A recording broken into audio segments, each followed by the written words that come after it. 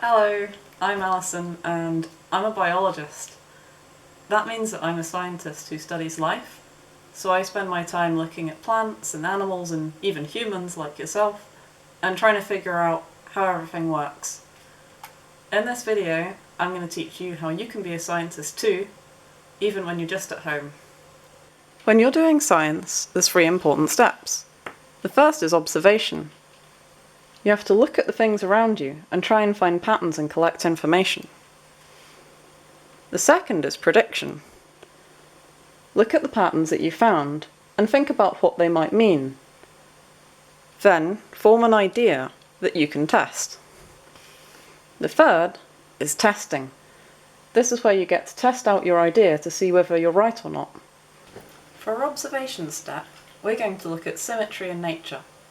Symmetry is where 2 sides of an object are mirror images of each other. And we're going to start that by looking at our faces, because our faces are symmetrical. To take your first look at symmetry, you're going to need a pen and a piece of paper. Fold the piece of paper in half to form a crease down the middle, and then open it up again. And this is where we're going to draw a face. So everything that we draw on one side of the piece of paper, we've got to draw on the other. Starting with the eyes. One on one side.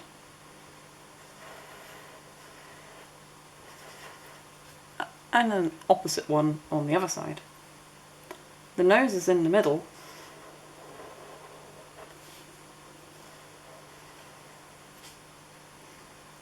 And the lips have 2 sides too.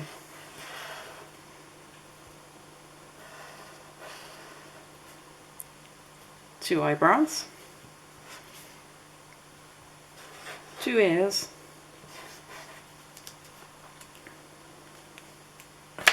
and there we have our symmetrical face. Faces aren't the only symmetrical things in nature. Look at all of these plants and animals that have symmetrical shapes. Next time you're out on a walk or in the garden, maybe you can find some too. How about these leaves? Or this bird. This flower's symmetrical. And so is this crab. If you think you've found a plant or animal that might be symmetrical, you can test this at home. You're going to need your pen and paper again. Again, we're going to fold the piece of paper in half. But this time, leave it folded. I'm going to draw this seashell that I found. On your paper, draw half the shape.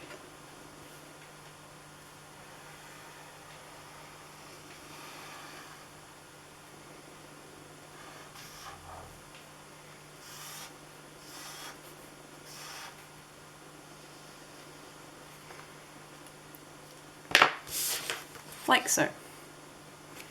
Then turn the paper around to the blank side and trace the lines that you can see from the picture that you've already drawn.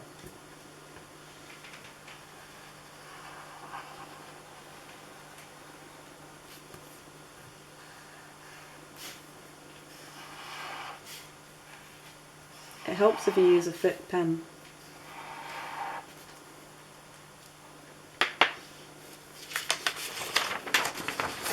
Voila, my symmetrical shell. Remember our scientific checklist?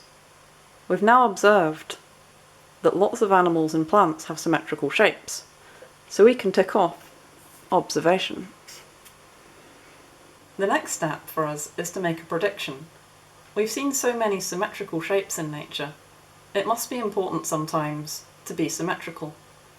While I was on my walk today, I saw some birds. And when I got home, I drew this symmetrical picture that shows how a bird is equal on both sides. Because the bird's symmetrical, both the wings are the same size. And I predict that this is going to be really important for birds to fly properly. So, we've observed lots of symmetrical shapes in plants and animals. And we've predicted that birds need to be symmetrical in order to fly properly. Next we have to devise a test. How will we know that asymmetrical birds, that's birds that are not symmetrical, won't be able to fly as well as ones that are symmetrical? Now, we can't make real birds that are not symmetrical, but we can make a model of a bird. And in this case, that's going to be a paper aeroplane. Take your piece of paper and fold it in half. This makes a crease that marks where your halfway point is. Now, fold the corner down, and this corner.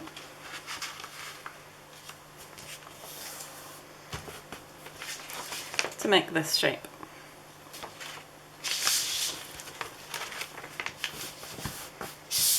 Fold the whole thing in half.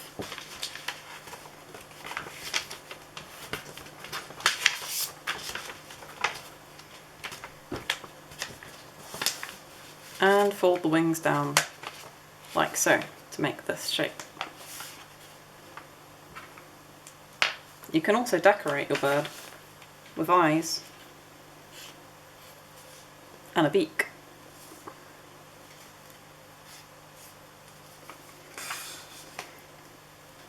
Label which one's symmetrical.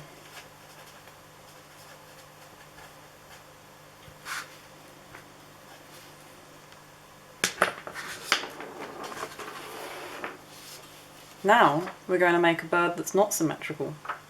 So rather than folding the paper exactly in half, make it so that there's an overlap.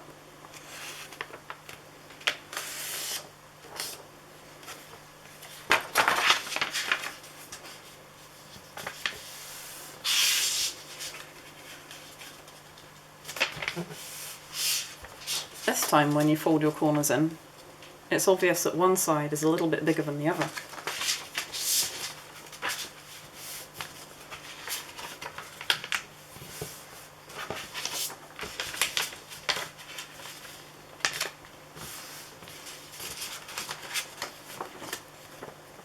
This is a non-symmetrical or asymmetrical bird.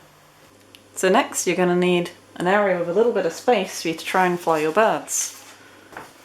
This is my symmetrical bird. It flew all the way to the other side of the room. This is my asymmetrical bird. It does not fly well. We've now finished the testing phase and completed the 3 steps of being a scientist. So we found there were lots of symmetrical shapes in plants and animals. We then predicted that it would be really important for birds to be symmetrical so that they can fly properly. And we tested that by making model birds, your paper aeroplanes, with even or uneven wing sizes. It's important in science to replicate your results, so you could make more paper aeroplanes with slightly different shapes and see which ones fly best. You can also see if you can find more examples of symmetrical plants and animals near your home. And maybe you can find some other patterns as well. That's me finished for now, so thanks and bye bye.